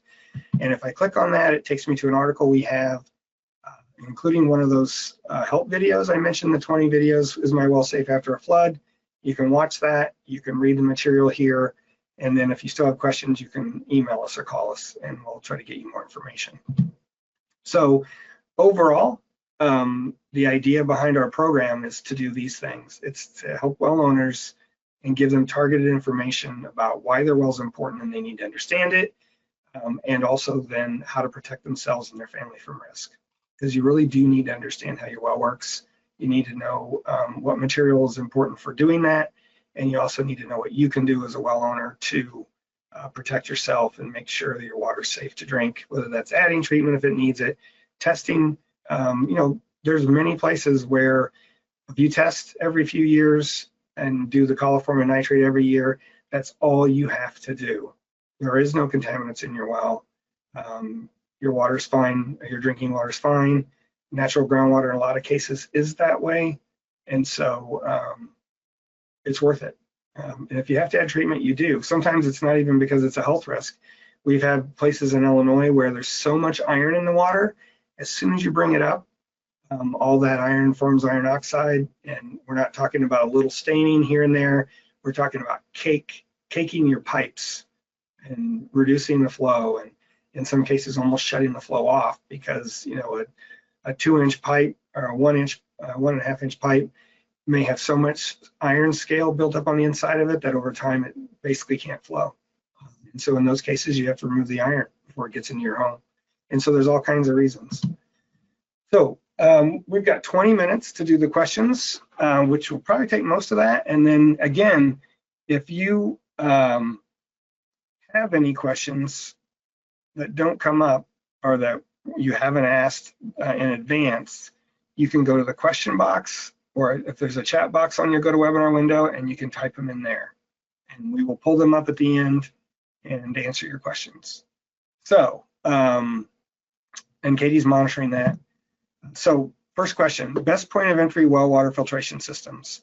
So my first question is what's in your water that you need point of entry POU or POE system in the first place? It might be an iron filter or softener or disinfection where you need to treat all the water coming in your house. But in many cases for other things like arsenic, you don't want a point of entry device in your home. A thing like an RO unit you might use for arsenic wastes 80% of the water that goes through it. You don't need to treat it for your shower or other things. You only need to treat it for your drinking and cooking. And so one, make sure you're using the appropriate device. So if it's just a drinking water issue, then you'd want to use a POU. And as far as best, our lesson 10 in our private well class talks about that a lot. Make sure that it's certified through a third-party certifier, like the National Sanitation Foundation, Underwriters Lab, or WQA, and have a gold seal. So they test these devices independently, and if it's supposed to remove arsenic, they'll test it with water that has high levels of arsenic in it, and it has to remove it or it won't get certified. And so having a certified treatment device is super important.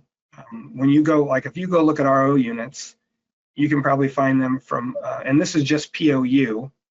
The other issue is a POE arsenic unit would probably cost 10 times as much and have 10 times the cost in maintenance every year.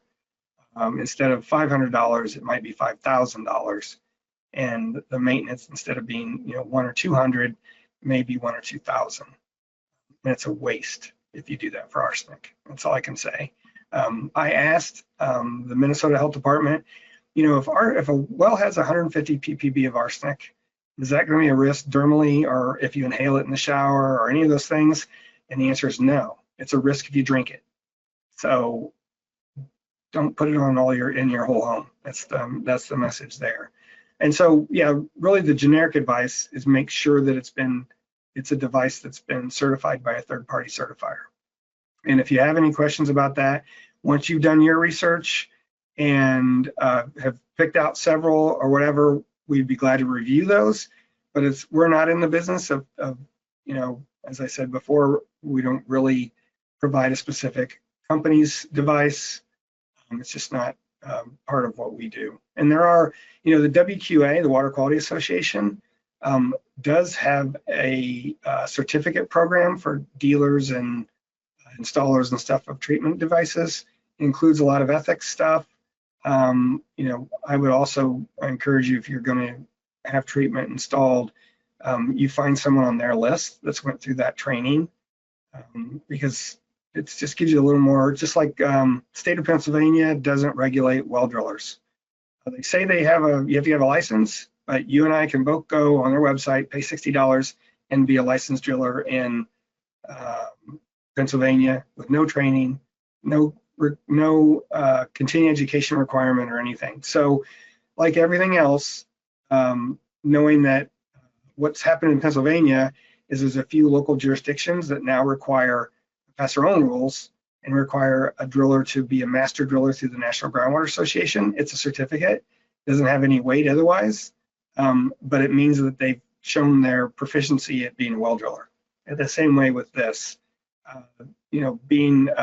passing the certificate program through WQA gives you a little more assurance that the person you're working with, is going to be more professional and do what's best and all that stuff. Starting a lab, never got this question, and I really was lost when I first read this. So I reached out to a colleague at the Association of Public Health Labs, already mentioned her name, Sarah Wright, and she got right back to me and said, some states are now using their SRF funds to expand lab capabilities. And she said, although an argument could be made that even for a new lab, if there's a need, you could probably argue that they fund the startup of a lab. So she sent me this article from their newsletter, which is called Lab Matters, and this is from 2023. And on the next page, I just showed you the cover page of this article. It has basically a 6-step list for someone who wants to find out if their state SRF will allow those type of funds. So if you, and on that page, it lists Sarah's contact info. And so you can email me and I can send you the link to this document to start with, or it's actually part of a newsletter that's online. And then if you go to the second page, you can see that information. And if you're wondering what SRF stands for, it's State Revolving Funds. So every year Congress allocates funds to each state to use to provide grants, or mostly loans. Sometimes there's loan forgiveness, which is basically a grant, to water utilities in those states to either improve their infrastructure, upgrade their infrastructure, or meet some need like additional treatment where now they found they have PFAS and they have to add, $5 million of treatment. Well, they'll give them a long-term low-interest loan that's through the federal government. But each state handles their SRF funds separately. Some allow them to use them more broadly for things like starting a lab or expanding a lab.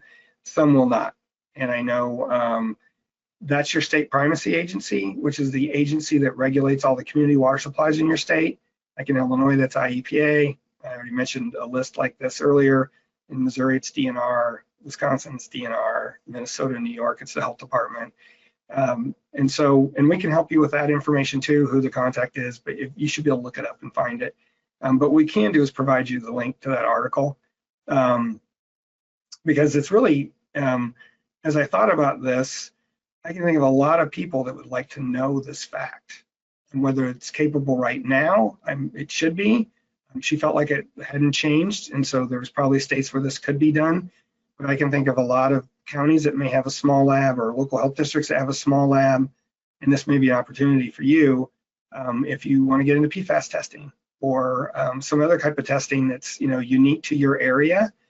It may allow you to do that, or even purchase a piece of equipment.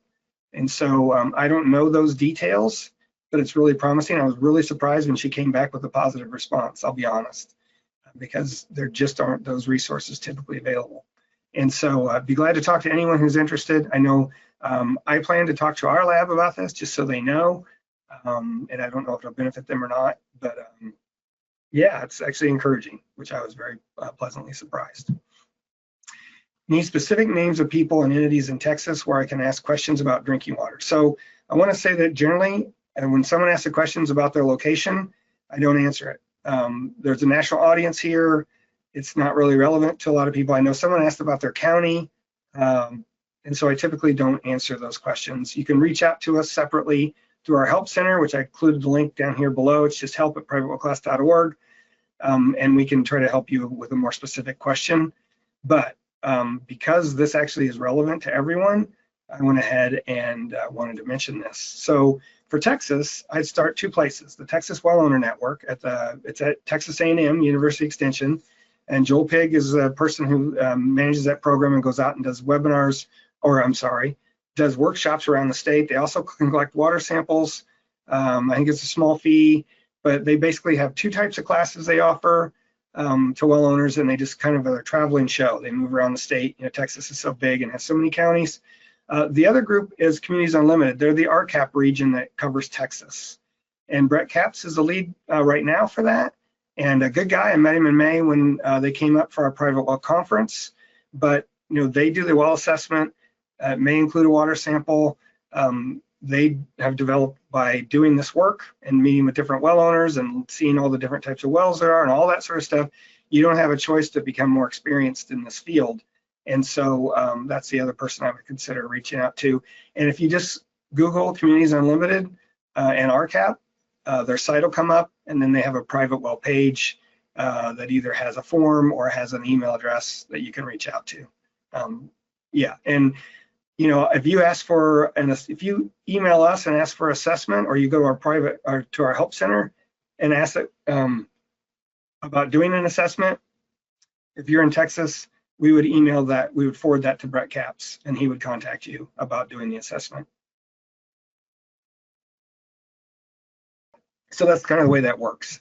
We work as a team. We cover the whole country this way. We're kind of the online side of this mostly, and they're the boots on the ground. And we have a contact like Brett in all 6 regions, and in some regions have 3 or 4 people working on this, and some have 1 or 2, and then part-time people helping with that. But it's a pretty big network. We all got together at our private well conference in May. It's pretty neat how this has developed and expanded and allowed us to actually help more well owners in the country.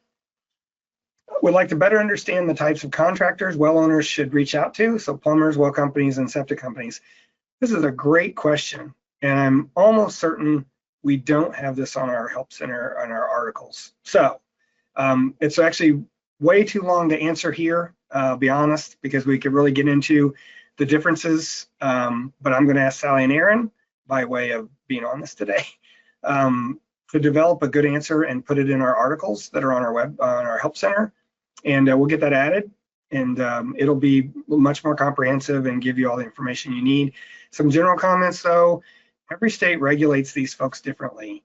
Plumbers, and you say well companies, but that could be there could be 7 or 8 different licenses among those 3 that you listed. You have an installer, you have an inspector, you have a pump installer versus a driller. You may have someone who has to do the plumbing or install, the pressure tank and treatment. So it's really not a simple answer, because in every state it's going to be a little different. And I don't know that we'll put every state's information up on our help center, but we'll put enough there that it's clear how each one of these things work, and then you can find out in your state what the lay of the land is, if you will, as far as what folks you can contact. And I'll also say, I didn't write it down here because I didn't have room, But we always recommend when someone's getting a well drilled that you hire a driller that's also a pump installer. And if they can do the other things, that's even better. Because we've had people call us and say, well, you know, I have this problem with my well. The well driller says it's a pump installer's fault. The pump installer says it's a well driller's fault. They're different companies. They were totally, you know, they have separate contracts. The best way to avoid that is to work with a company that can do all of it. At least the pump installation, run the lines to your home, and the well drilling itself. And so that's the one thing, and we actually list that in our class lesson the same way. And a lot of folks have, you know, as they're trying to, like a well driller, as they're trying to expand their business, and maybe not as many private wells are being drilled in their state these days, they've all become licensed, if their state requires it, to put in geothermal systems. You know, you're drilling one or two holes in the ground, you're circulating water, but it's not a water system, it's a heat transfer system, right? So you can use that geothermal in your home, you know, in a remote area, whatever. And so some of those folks have all those capabilities. And what I've found too is generally when you have a contractor that has all that wherewithal, they're going to be more professional, they're likely to be more engaged with like their state association, and maybe even participate in doing training. It's in general, you know, it may not be the cheapest person, but it's going to be the best person to get it done right and not have any problems down the road. So, okay. Federal resources. Do any federal agencies provide helpful well information and assistance? If so, how can they be accessed? So private wells aren't federally regulated, right? We mentioned that every state regulates them differently. There is no agency mandate in any federal agency to actually provide assistance. So, you know, the ones that do things like US EPA, they have information available online, or they provide resources to others like RCAP to fund other people to support private well owners. So that's us. We're funded by US EPA through a grant with RCAP. So from that respect, they're doing a lot, in my opinion. It's probably one of the more robust programs in the country, quite honestly. We're very fortunate to have that opportunity, but I think we've done a lot with it, and we've created a program that is really beneficial to everyone in the country. And so, you know, you go on if you go to EPA's website and search for private wells, it's going to bring up a private well page. They list our site, they list RCAP's information, and several others, National Groundwater Association, you know, probably Water Systems Council, maybe one or two others. And so they're trying to provide a good spot for people to find those resources. But the whole point of our help center was because EPA doesn't have the staff and wherewithal to answer private well questions. So instead, our number's on their website, and people call us when they go to EPA to find that information about their water quality or their wells. And we're actually very capable. You know, we're 130 years old, as I mentioned. We've worked with groundwater resources and private wells. We house the state's well logs, and we're, you know, plus we have contacts all over the country, which has allowed us to get people to the right places. As an example, not to toot our own horn, but someone from Michigan, their Department of Environment, it used to be called DEQ, now it's called EGLE, it's EGLE, and I can't remember what else stands for. Their agency, one of their staff said, you know, when you first started this, I was kind of concerned, why is somebody in Illinois going to tell Michigan people how to take care of their wells? But she said, you've won us over. And so they invited us up to speak this winter, early next year, about our program and about some of the other work we're doing, because they realized that when we have an issue with a well owner in Michigan, unless it's something that's really basic that we can answer, we make sure that they know about it and they get to that person. And so it's allowed us to build a network to be able to work around the country. So it's worked out really well. And we've been doing this now for 12 years, so that's really helped. USDA, I mentioned the loans for low-income well owners. They still have those. They provide those loans to nonprofits, like some of the RCAP regions offer those. And so the USDA provides the money, then the nonprofit actually does the loan and make sure that people meet your criteria and all that stuff. CDC, they have a ton of information on their website about contaminants and health from the public health standpoint. They also fund, they have a program that funds, I think it's 23 states and counties to basically boost their program on private wells. And so in some cases that may be putting everything in a database from paper records. In other cases it may be to do testing. They're all different. Each group submitted a proposal and they picked, the ones they had the money to do. But there's a list on their website. It's an active program still today. It wasn't for about 2 months, but it came back. So we're very fortunate and grateful for that. And they work a lot with NEHA, the National Environmental Health Association, who also has a private well network that's funded through CDC. And so those are all places where those sorts of resources available that we work with regularly. And then the USGS, they map aquifers and geology. So they have a lot of groundwater information, aquifer maps, maps of known contaminants, all that. And again, that's where we're successful, is we've developed relationships with all these folks, and we know where to send people or who to ask when there's a problem. Just like US EPA, the research folks, which that's a whole nother story today, but up until the summer, if we had a really tough question about like corrosion of a pipe or something like that, they have folks that I could rely on, and now none of those folks are working there anymore. So it's a real shame, and there's a lot of expertise out there if you know where to find it, and that's kind of what we do, is we facilitate all that. Can you provide any information on potential resources to investigate for home water treatment system to consider when water test results indicate a need for treatment? And I will mention this question was longer. They mentioned, I know they mentioned the sulfur smell in cold water. So there's always a lot of questions about treatment and water quality. So this is a good point to mention Minnesota's document called Home Water Treatment. You can Google that, just MDH Home Water Treatment. It'll come up first thing or right near the top. And it is the most comprehensive document on home water treatment that I've found. It was just developed a few years ago, but it's something every well owner and anyone who's interested in water treatment should have. So they also have documents like this one. I'll get to the home water treatment in a minute. But as far as hydrogen sulfide and that rotten egg smell, there's, I think I did 2 here. Well, maybe not. I thought must be the next page. So there's a trifold that Minnesota has that's pretty good. It is the next page. It has a decision tree included with it, tells you what to do if you have that smell. If it's just a hot water, that's one thing. If it's a cold water, then it matters if it's before your softener or after your softener. The bottom line is it's could be sulfur bacteria, and it's either in your well or in your plumbing system, and that helps identify where, and they give you some ideas on what to do there. But then this document, the home water treatment I mentioned, again, if you just Google MN or MDH water treatment, you'll get to this page.